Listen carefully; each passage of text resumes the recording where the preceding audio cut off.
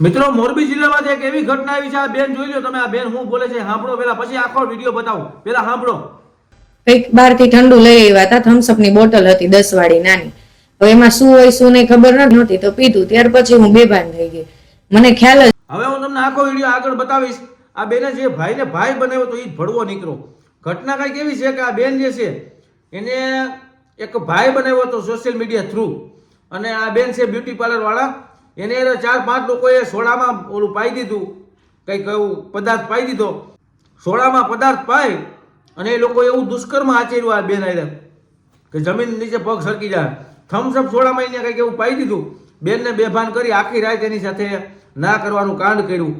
અને આ video social મીડિયાની અંદર ખૂબ વાયરલ થયો છે. આ લોકોને સજા મળવી જોઈએ. એટલે તમે વધુમાં વધુ શેર કરી દેજો વિડીયોને. અને તમે જે આ ઘટના સાંભળો છો એ ઘટના મોરબી જિલ્લાની હોય તેવા સમાચાર સૂત્રો દ્વારા મળી રહ્યા છે. હવે આ બેનનો ઘરવાળો વયો ગયો હતો, એનો દીકરો પણ વયો ગયો હતો, કેમ કે એને સવારે નિશાળે જવાનું હતું. એટલે એ લોકો રાતે એ લોકો વયા ગયા હતા. આ બેનને ઓલા લોકોએ કીધું તમે રોકાઈ જાઓ. એના જે મિત્રો હતા ને પાર્ટી સર્કલમાં, એના બર્થડેની પાર્ટી હતી, એટલે આ બેનને રોકી દીધા ત્યાં. બેન સુઈ ગયા વહેલી સવારે, સુઈ ગયા પછી ઉઠાડ્યા એને થમ્સઅપ સોડા પાઈ, અને સોડામાં એ લોકોએ કંઈક નાખી દીધું અને બેન બેભાન થઈ ગયા. પછી બેન જ્યારે ઉઠ્યા ત્યારે એની હાલત જોઈને બેન ખુદ પણ ચોંકી ગયા કે હું ક્યાં છું, કેવી રીતના બન્યું. પછી બેન હું બોલે છે સાંભળો વિડીયોની અંદર.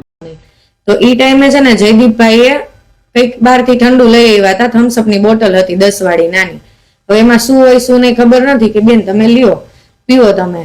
તો આપણે તો નોર્મલી હોય તો ઠંડુ છે તો આપણે પીએ, ટાઈમ થઈ ગયો તો હજી ગાડી આવી નહોતી તો પીધું. ત્યાર પછી હું બેભાન થઈ ગઈ, મને ખ્યાલ જ નથી શું હોય શું નહીં. ઈ ટાઈમે જયારે ઠંડુ પીધું ત્યારે હોટલ છે ને એના રિસેપ્શનમાં અમે બેઠા હતા, ત્યારે રૂમમાં કે ક્યાંય નહોતા. પછી મને કઈ ખ્યાલ જ નથી.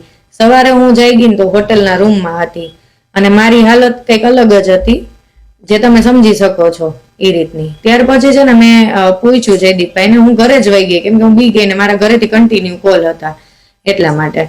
પછી જયદીપભાઈને જયારે મેં પૂછ્યું ને ત્યારે એને એમ કીધું કે તારે યાર થવાનું હતું એ થઈ ગયું, મારી પાસે વિડીયો ફોટોસ બધું છે, હવે તારે મારે કીધું કરવું પડશે. ત્યાર પછી હું મિતેશભાઈને મળી, તો મિતેશભાઈએ મને એવી રીતે જ જવાબ આપ્યો કે માએ તમારી સાથે બધું કરી લીધું છે, તમારી સાથે દુષ્કર્મ થઈ ગયું છે,